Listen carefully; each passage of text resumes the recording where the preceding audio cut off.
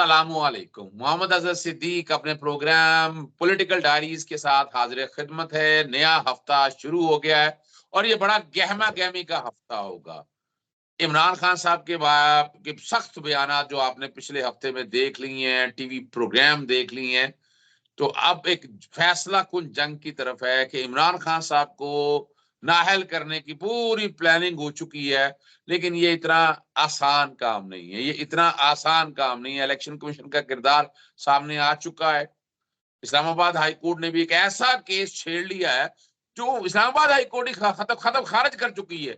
इमरान खान शायद वाहिद शख्सियत हैं जिनके कागजात नामजदगी सीता वाइट वाले इशू में कई दफा मंजूर हुए, रिजेक्ट हुए, कई चीजें एतराजात। इस्लामाबाद हाई कोर्ट का डिवीजन बेंच का फैसला भी मौजूद है, मगर वो केस शुरू हो गया। कमाल की बात है, यानी किस बुनियाद के ऊपर जो जो साहब केस कर रहे हैं, जो पीछे हैं, वो भी समझ आना चाहिए कि वो आने वाले दिन में बहुत से चेहरे बेनकाब हो जाएंगे। मेरे साथ इम्तियाज गुल साहब तशरीफ रखते हैं और इनके तजिया आप सुनते रहते हैं। आज हम जरा इन्हीं पे तीन तरह की जरा सख्त से सवालात करेंगे और पूछेंगे कि क्या हालात बनते हैं। सबसे पहला सवाल तो ये है, इमरान खान साहब ने तो पिछली जो फौजी क्यादत है उस पर इल्जामात की बौछार और वो कई चीजें हम सब ने रिकॉर्ड पर देख ली हैं। मैं जरा माजी में नहीं जाना चाहता, मैं ये समझना चाहता हूं कि इस वक्त नई फौजी क्यादत आ चुकी है और वो नहीं ऐसे मामलात में उलझेगी, हमें भी समझ आती है। लेकिन मैं आपसे समझना चाहता हूं कि क्या पॉलिसीज वो रहेंगी, पॉलिसीज तब्दील होंगी या कोई नई चीजें सामने आएंगी, या आप बेहतर बता सकते हैं। जी अस्सलाम वालेकुम, शुक्रिया जी। सॉरी, अस्सलाम वालेकुम अजहर भाई, शुक्रिया। मैंने आपको इंतज़ार भी करवाया है, लेकिन बस मसरूफियत थी ऐसी, कहते हैं अनअवॉइडेबल। लेकिन हम बहुत सारे अनअवॉइडेबल्स में फंसे हुए हैं आजकल। एक अनअवॉइडेबल है हमारा इमरान खान साहब के केसेस, उनके खिलाफ जो ज़ोर शोर से कानूनी कार्रवाइयाँ करने की कोशिश की जा रही है। अब आपने कहा कि सख्त सवालात मैं करूंगा, लेकिन अगर मैंने सख्त जवाबात दे दिए तो फिर आपको वकालत करनी पड़ेगी मेरी इधर इस्लामाबाद में। हाजिर है, याद रखिएगा वक्त ऐसा आ गया है कि ये चीजें कुछ ऐसी हैं जो अब रिकॉर्ड दुरुस्त होना चाहिए। जी जी बिल्कुल, देखें, अगर हम सच नहीं बोलेंगे तो फिर हम इस मुल्क और इस मुल्क के जो 22 करोड़ अवाम है उनके साथ इंसाफ नहीं करेंगे। आपको भी लोग कहते होंगे, हमें भी लोग कहते हैं कि एहतियात से बात करें। और आपने कहा कि जी हालात तब्दील होंगे नहीं होंगे। अब मैं क्या कहूँ, हमने सुना है कि आपने भी सुना होगा कि हफ्ते के रोज़ जो नए आर्मी के सरबराह हैं आसिम मुनीर साहब, उन्होंने मुलाकात की अस्पताल में अरशद शरीफ की वालदा के साथ, और उन्हें ये बावर कराने की कोशिश की कि जितना भी मामला है उसमें फ़ौज का कोई हाथ नहीं है, फ़ौज का दामन साफ है। यानी ये उन्होंने कन्वे करने की कोशिश की है। और मतलब वो बज़िद रहे कि हम किसी तरह से भी इन मामलात में मुलविस नहीं हैं। इसके साथ साथ अगर हम देखें कि आज़म स्वाति साहब के क्लासिक मिसाल है कि उन्हें बलूचिस्तान हाई कोर्ट ने बड़े दबंग अंदाज में 5 के 5 केसेस में बरी कर दिया, साथ ही सिंध हुकूमत ने उनको गिरफ्तार कर लिया। यानी मुझे तो समझ नहीं आ रही कि वाकई क्या हम 2022 में रह रहे हैं। ये काम तो वो थे जो नात्सियों के ज़माने में, यानी हिटलर की हुक्मरानी में हुआ करते थे, कि आपको एक से दूसरी, दूसरे से तीसरी, तीसरे से चौथी अदालत में रगड़ा जाता था। और हमारे मुल्क में भी 80 और 90 की दहाई में ये होता रहा है, जब नवाज शरीफ साहब और बेनज़ीर भुट्टो साहिबा एक लिहाज से दोनों बाहम दस्तो गरेबां थे, तो किस तरह केसेस एक दूसरे के खिलाफ इनके बनते थे। तो मुझे तो बल्कि आज जो शहबाज गिल साहब हैं उनको भी अभी तक सामना है केसों का। इमरान खान साहब के खिलाफ तो कई दर्जन केसेस हैं। और मुझे आज ही, मैं अब अफसोस से कह रहा हूँ, मुझे हॉलैंड से एक साहब ने फ़ोन किया। उन्होंने कहा कि ये जो लोग ये तमाम काम कर रहे हैं, क्या उनकी कोई अक्ल भी है कि नहीं है।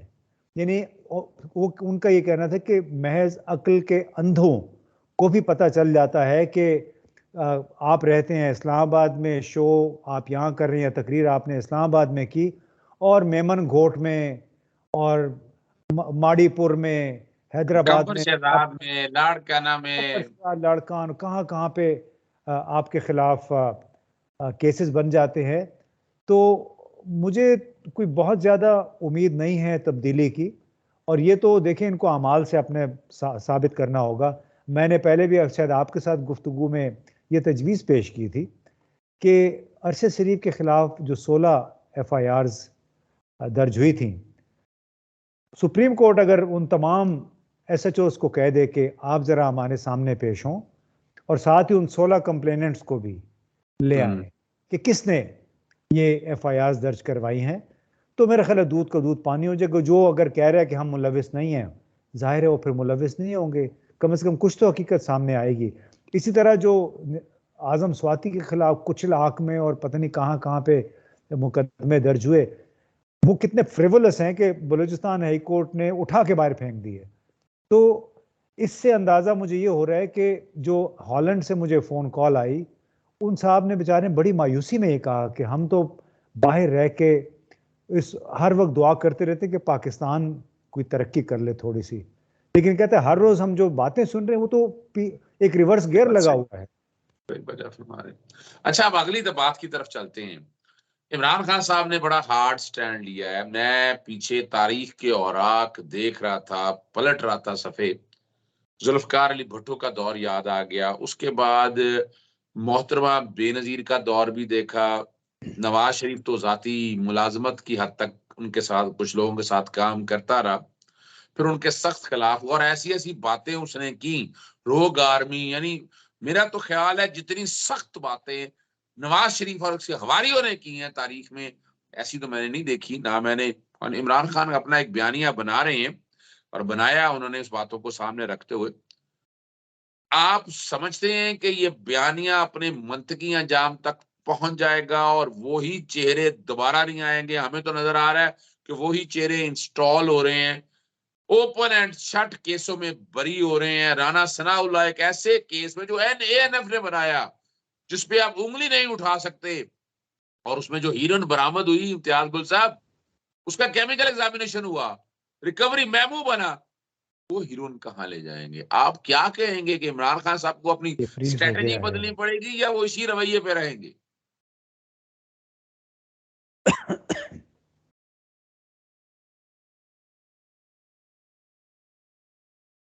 जी, आवाज आ रही है आपको? आवाज टूट टूट के आ रही थी, तो सवाल अगर आप समझते हैं कि रिकॉर्ड हो गया होगा तो अभी बहाल हो गई है तस्वीर। मैं दोबारा दोबारा तो सवाल कर लेता हूं आपसे दोबारा।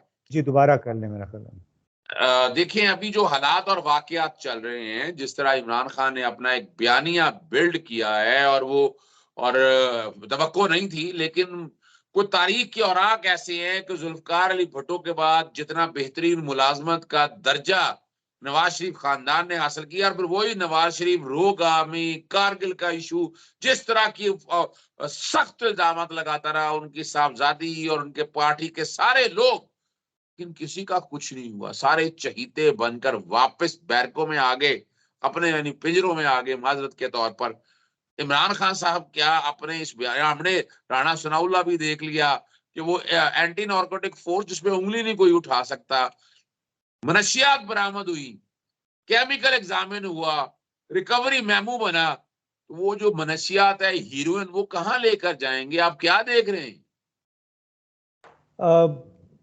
बस तारीख को दोहराते हुए कहते हैं, तारीख जो हिस्ट्री इज रिपीटिंग इटसेल्फ, जो तारीख का पहिया घूम रहा है और जो माजी में हो रहा था वो दोबारा हम बदकिस्मती से देख रहे हैं।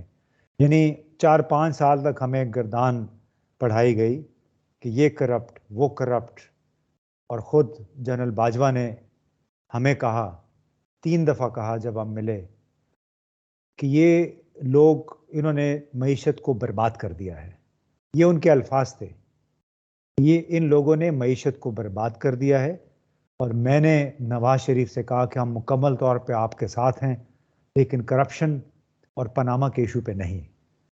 तो मैं हैरान हूँ कि इतनी बड़ी बात उन्होंने 35-40 लोगों की मौजूदगी में कही, और साथ ही उन्होंने ये भी कहा कि हमने बड़ी अच्छी टीमें दी हुई हैं इमरान खान को, और इंशाल्लाह मामलात बहुत जल्द आगे चलेंगे।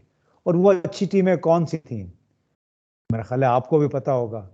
वो उनके साथ हर मीटिंग में बैठते भी थी वो टीमें, और नेशनल अकाउंटेबिलिटी ब्यूरो भी वही टीमें चलाती थी, क्योंकि वो तो जो पनामा वगैरह नेशनल अकाउंटेबिलिटी ब्यूरो के जो केसेस थे, JITs थी, वो तो नून लीग के ज़माने में शुरू हुई थी। वो शद्द-ओ-मत के साथ काम तो वो खुसूसी टीमों ने शुरू किया था, इमरान खान ने नहीं किया था। बिल्कुल तो सही।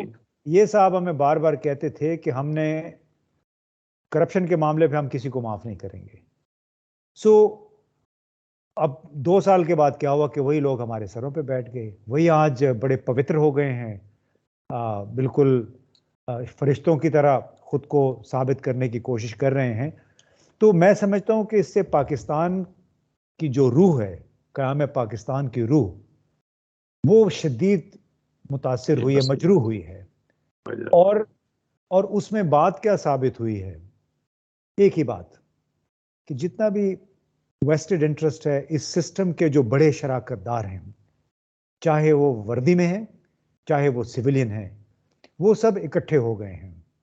मुझे वो याद आ जाता है मंजर कराची के बाहर हम देखा करते थे, कूड़े करकट के ढेरों पे गिद्धों का एक झुंड होता था, यानी इकट्ठा ग्रोह होता था।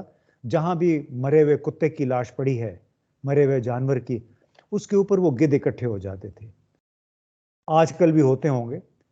मैं बाज़ औक़ात समझता हूँ कि क्या पाकिस्तान उस मुर्दा लाश की तरह है जिसके ऊपर गिद्ध हैं उसको नोचते चले जा रहे हैं, अभी भी उसमें कुछ जान है जिसको वो आहिस्ता-आहिस्ता नोच रहे हैं। तो बड़ा दुख होता है इन तमाम चीज़ों को देख के कि हमने 2022 में भी क्या यही कुछ देखना था कि जिन लोगों को आप मतून करते रहे, जिन लोगों को आप बदनाम करते रहे, जिन लोगों को इन्होंने जेलों में डाला कई-कई महीने, 2-2 साल तक, वो तमाम माशाल्लाह आज बाइज़्ज़त तौर पे बरी हो गए हैं। इंसाफ का बोलबाला हो गया है, हमारी अदालतें सुरखरू हो गई हैं, और बाज़ औक़ात ऐसे-ऐसे आजकल फैसले दे रही हैं कि अब देखो ना, रेको दिक का भी केस आ गया। अब तमाम मामला वो कहते हैं कि बिल्कुल आईन कानून के मुताबिक ये इसका मुआहदा हुआ है। मैं तो कहता हूँ कि अगर अदालत, हमारे जज साहिबान माशाल्लाह बड़े अक्लमंद हैं, इनको अगर ज़रा सी भी पाकिस्तान की फ़िक्र होती, इन्होंने ये 4-5 जो 6-7 हफ्ते इन्होंने लगा लिए केस सुनते हुए, इनको अपना ये वक़्त ज़ाया ही नहीं करना चाहिए था।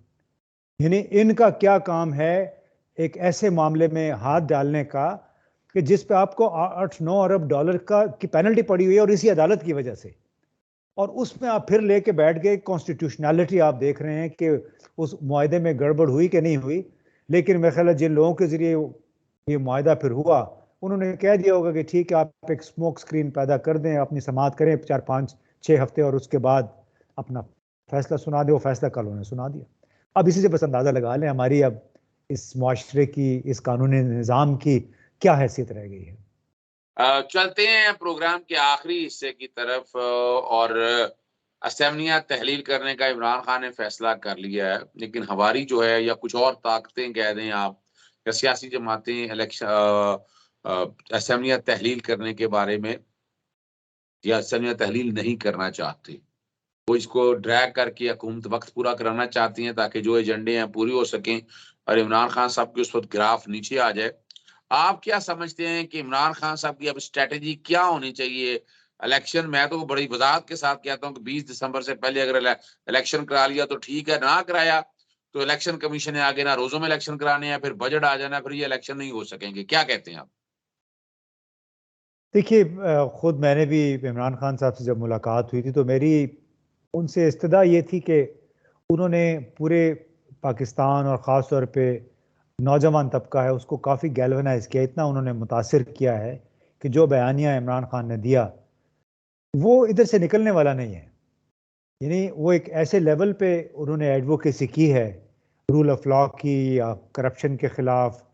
अब बड़ी ठीक अच्छी बात होती है कि जब कहते हैं ना लोहा गर्म हो तो फिर वार किया जाए, जब मोमेंटम बना होता है उस वक्त आप जो भी हासिल करना चाहें हासिल हो सकता है।